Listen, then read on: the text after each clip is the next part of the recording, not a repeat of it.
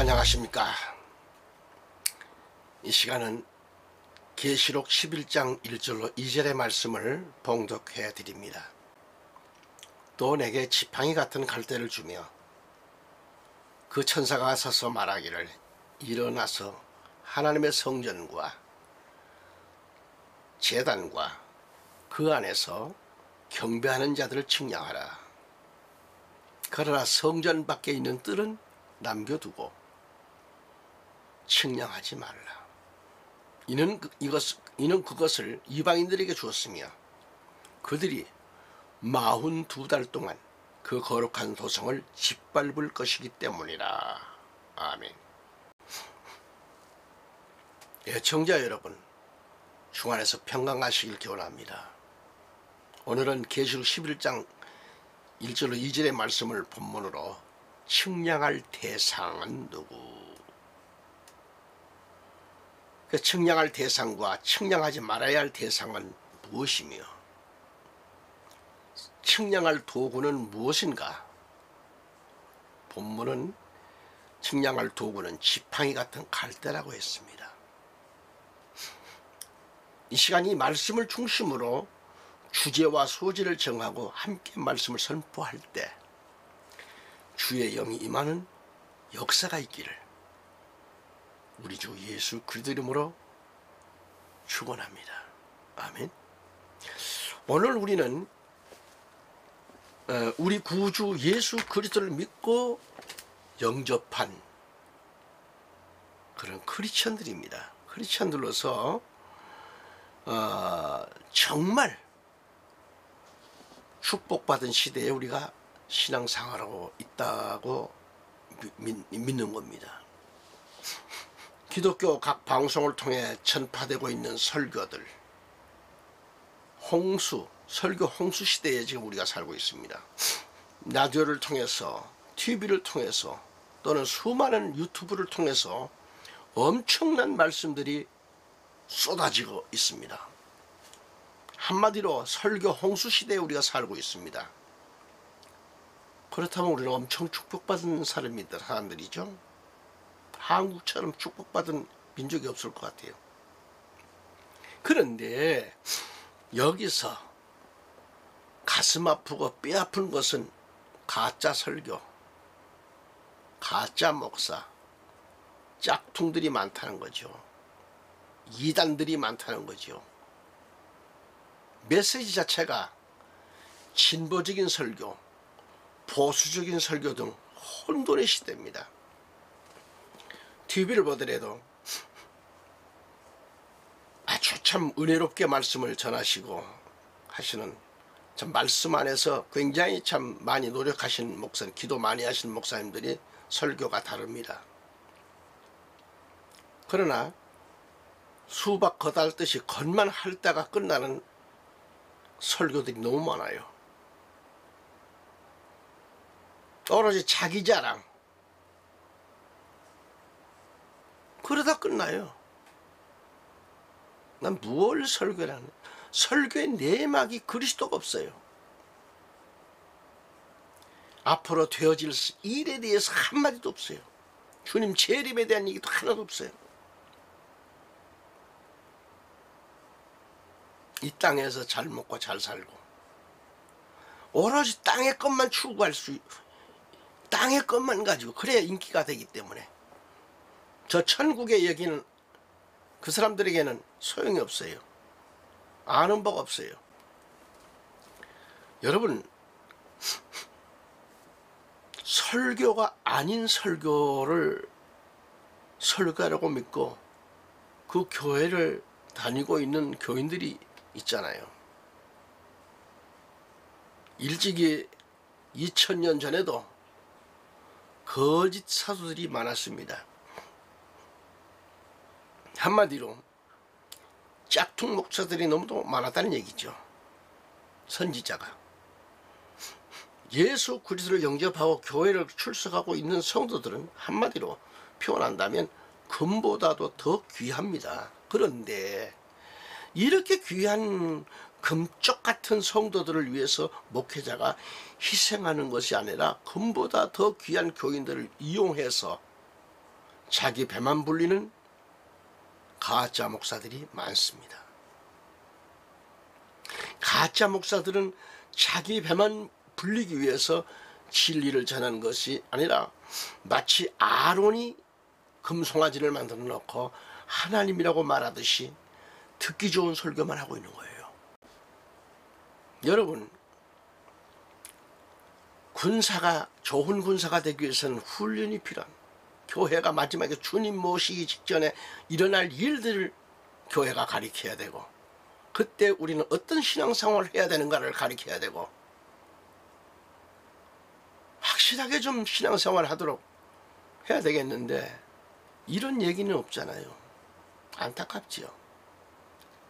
성경에 예배석 교회들은, 성도들은 가짜 목사가 와가지고 설교를 하면 성도들은 영적으로 말씀 안에서 깨어있기 때문에, 그래서 성도들이 성경 많이 보고 영적으로 깨어있어야 돼요.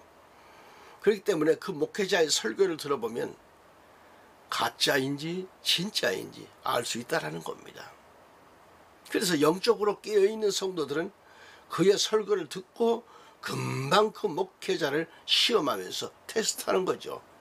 오늘 설교하신 하나님의 말씀을 다시 한번 해석해 달라고 요청한다는 겁니다. 오늘 설교에서 그 해석에 그가 말하는 개념이 과연 이 성경의 개념하고 맞는지, 그렇게 해서 가짜 목사를 테스트해 가지고 그의 거짓된 것을 세상에 들통나게 해야 한다는 것이 그들의 신앙입니다. 이를 주님은 칭찬하셨어요. 말세에는 성도들이 영적으로 깨어 있어야만이 그 목회자가 전하는 설교를 듣고 내 영이 사는 생명의 말씀, 하나님의 말씀인지 아닌지 분별할 줄 알아야 합니다. 만일 독초를 먹이는 목사라면 이것은 두말할 필요 없어요. 가짜요. 짝퉁 목사인 것은 확실한 거잖아요. 근데 거기에 그냥 있을 겁니까? 정신 차려야 돼요. 내 영이 살기 위해서는. 성경에 탐욕이 많은 목사, 자기 배만 불리고 자기 이익을 추구하고 있는 이런 목회자는 짓지 못하는 개로 표현하고 있습니다.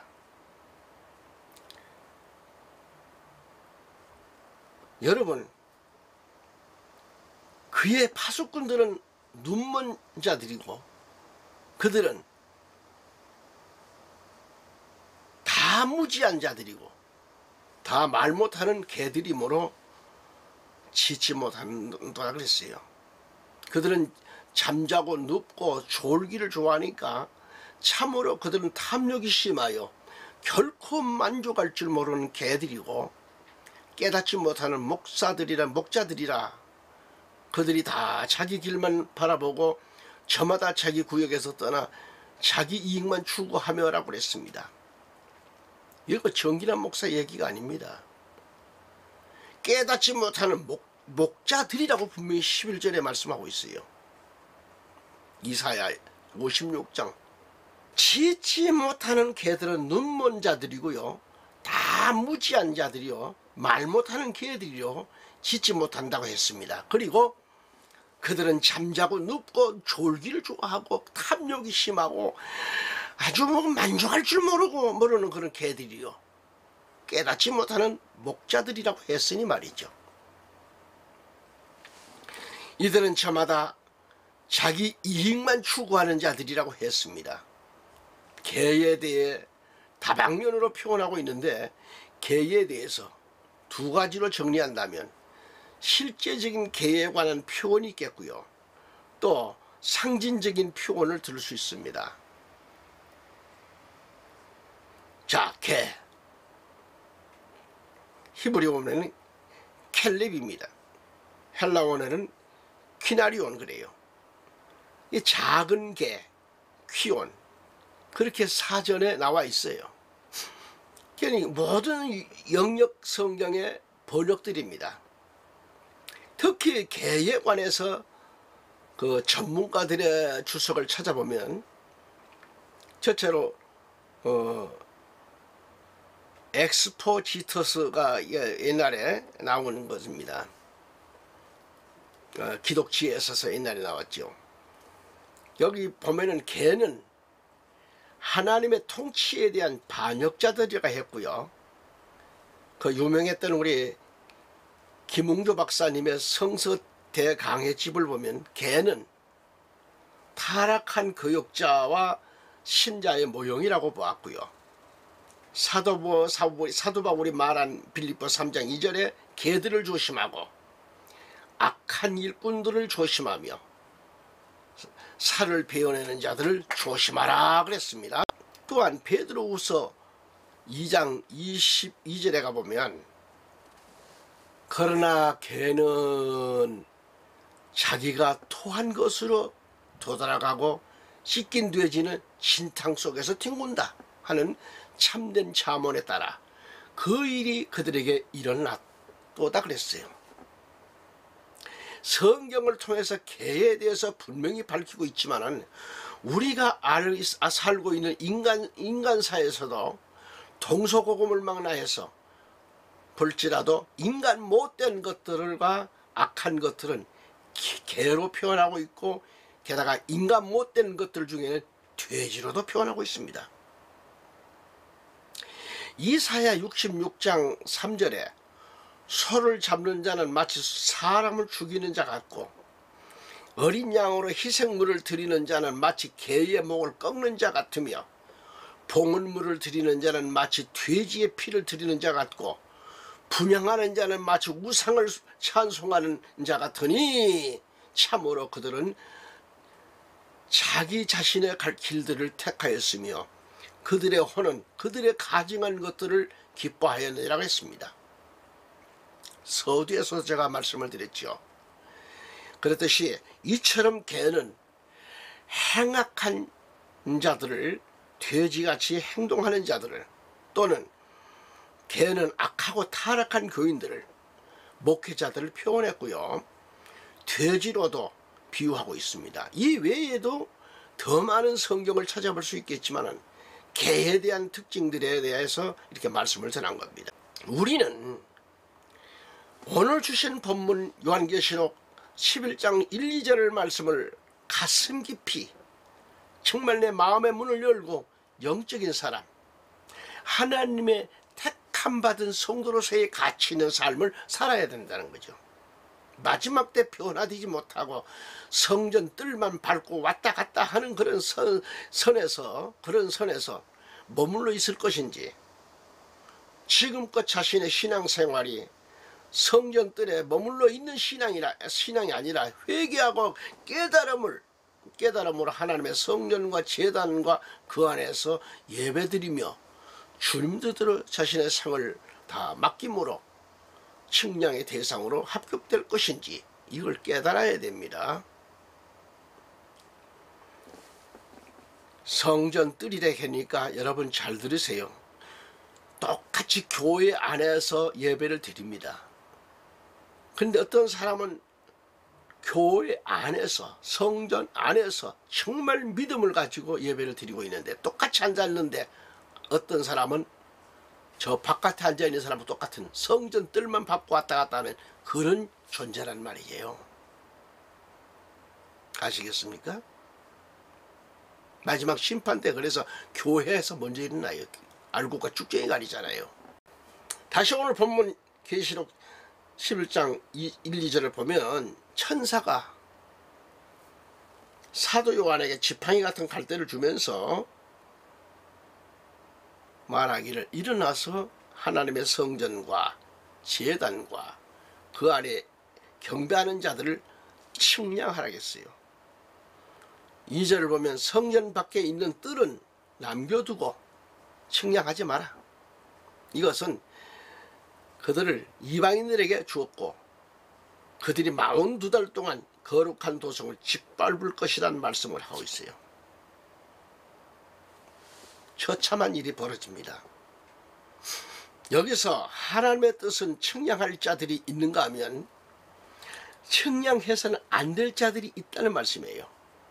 여기서 우리가 신앙생활의 핵심적인 것을 바로 알아야 하고 자기 자신이 현재 하나님의 성전과 제단과 그 안에서 하나님을 예배드리고 있는 참된 신앙인인지를 가슴에 손을 얹고 묵상해 보시길 바랍니다. 자신이 측량의 대상인지 성전 뜰만 밟고 다니는 성전 밖의 신앙으로 머물러 있는지, 만일 그렇다면 측량의 대상에서 벗어난 생신앙생활이죠. 오늘 말씀을 통하여 두 눈을 감고 깊이 있게 한번 자신을 성찰해 보시기 바랍니다. 감찰해 보시기 바랍니다. 뒤돌아보세요. 만일 성전 밖의 뜰에 머물러 있는 신앙인이라면 이것은 심각한 일이에요. 남의 얘기가 아닙니다. 오늘 내 얘기입니다.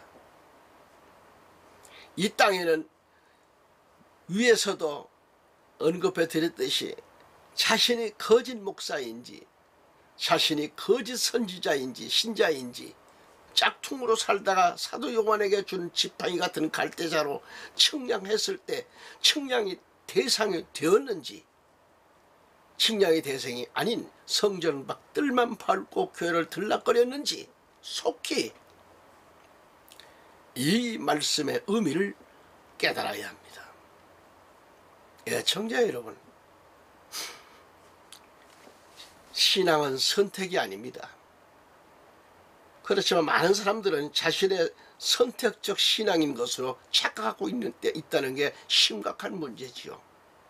이와 같은 대상은 진실로 예수님을 원하고 있는 것이 아니라 자신을 구원하는 예수를 원하기 때문에 이런 사람은 예수님을 위한 삶보다는 자신을 위한 예수님에게 더 많은 관심을 두게 됩니다. 대부분 이러한 사람들은 성경 말씀도 선택적으로 사용하게 됩니다. 다시 말하면 성경 구절을 찾아도 자신의 용도에 따라 적용하고 구분합니다. 예컨대 성경 구절을 자신의 용도에 따라 적용하는 것을 보면 이렇습니다. 회갑잔치라든지 또 돌잔치, 임직예배, 천국 환송예배 등등 사용될 구절들을 용도에 따라 해체하고 있습니다. 이처럼 인간의 필요에 따라서 성경이 해체되고 있는 것은 이런 과정 속에서 성경에 대한 오류된 해석이 난무하고 있다는 데 심각한 문제라고 하는 거예요. 심각한 문제.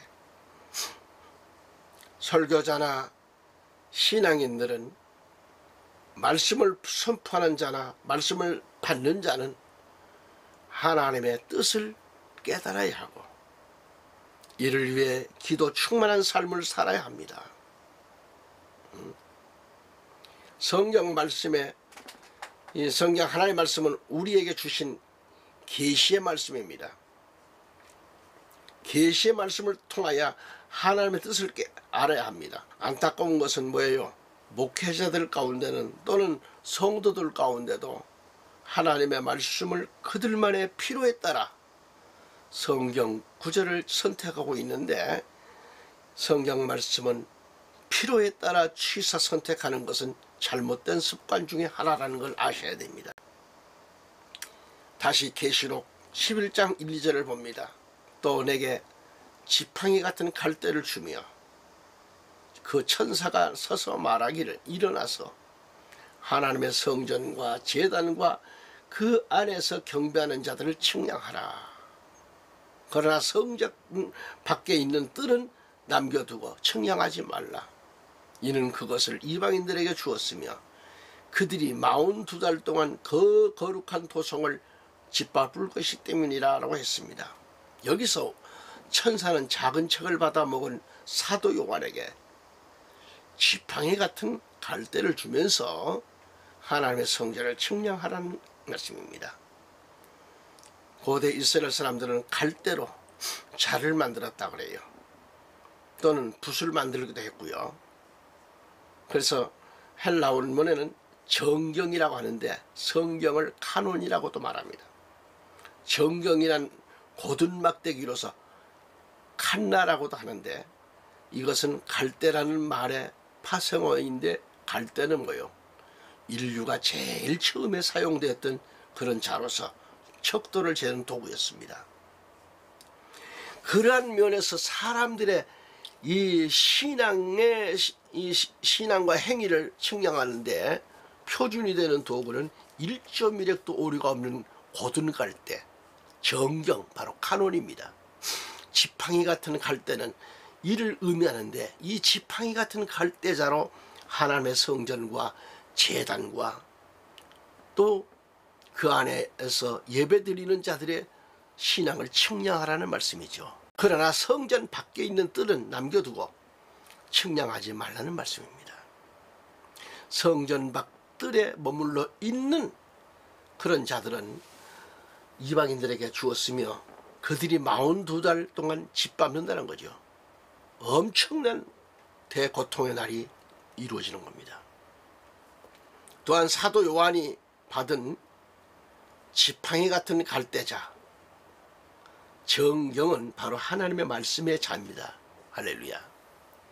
사도 요한이 받은 하나님의 말씀의 자로 인간의 삐뚤어진 마음을 측량하는 도구는 오직 정경인 하나님의 말씀밖에 없습니다. 여기 지팡이 같은 갈대는 계시록 10장에서 사도 요한이 받아먹은 작은 책과 영광성을 가졌습니다.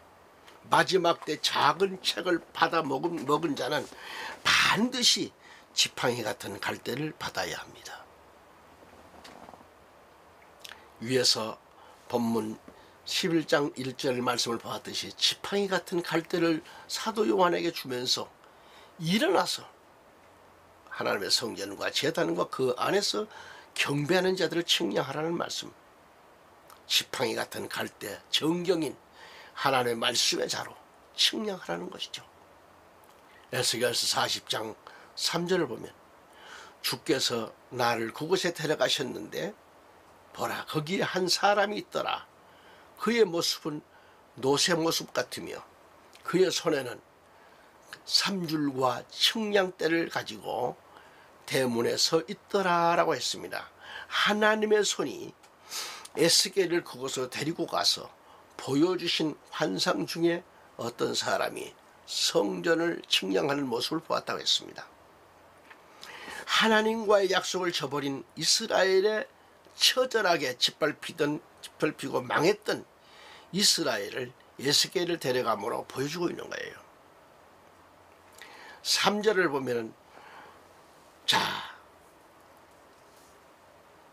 에스겔서 40장 1절서부터 3절을 다시 보면 우리가 사로잡힌 지 25년째 성읍이 함락된 후 14년째가 해가 시작되는 그달 10일 그날에 주의 손이 나를 그곳으로 데려가신지라. 하나님의 환상들 중에 주께서 나를 이스라엘 땅으로 데려가셔서 매우 높은 산 위에 나를 두셨는데 그 옆에는 남쪽으로 성읍의 형태 같은 것이 있더라. 주께서 나를 그곳에 데려가셨는데 보라, 거기에 한 사람이 있더라. 그의 모습은 노새 모습 같으며 그의 손에는 삼줄과 측량대를 가지고 대문에 서 있더라는 얘기입니다. 이스라엘이 하나님을 떠나 하나님과의 약속을 저버린 그 결과로 하나님은 이방인을 도구로 사용하셔서 이스라엘을 치게 하셨으며 백성들이 사로잡혀가고 25년째 성읍이 함락되었으며 그 삶이라는 것은 처절한 것이고 우리나라가 북한 괴뢰의 남침 전쟁으로 인해 온 국토가 초토화되고 서울 우리나라가 북한 괴뢰 그 남침으로 인해서 부산까지 서울에서 부산까지 이르기까지 전쟁으로 인한 그 상처투성이었습니다. 먹을 것이 없어서 보리가루나 밀가루 한 움큼에 쑥을 뜯어다가 버무리 위해서 떡을 해 먹기도 하고 또 뭐 끓여 먹기도 하고 그런 때가 있었습니다. 그랬던 우리 대한민국이 세계 10위권에 올라선 경제 대국 아닙니까? 그런데 지금 정신 못 차린 사람들이 너무도 많지요.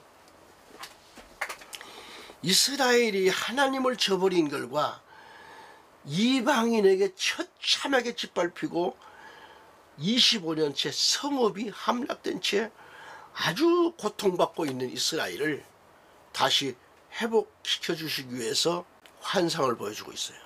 에스겔 40장 2절을 보면 하나님의 환상들 중에 주께서 나를 이스라엘 땅으로 데려가셔서 매우 높은 산 위에 나를 두셨는데 그 옆에는 남쪽으로 성읍의 형태 같은 것이 있더라고 했어요. 이어 3절을 보면 주께서 나를 그곳에 데려가셨는데 보라 거기 한 사람이 있더라. 그의 모습은 노새 모습 같다. 그의 손에는 삼줄과 청량대를 가지고 대문에 서 있더라 그랬죠.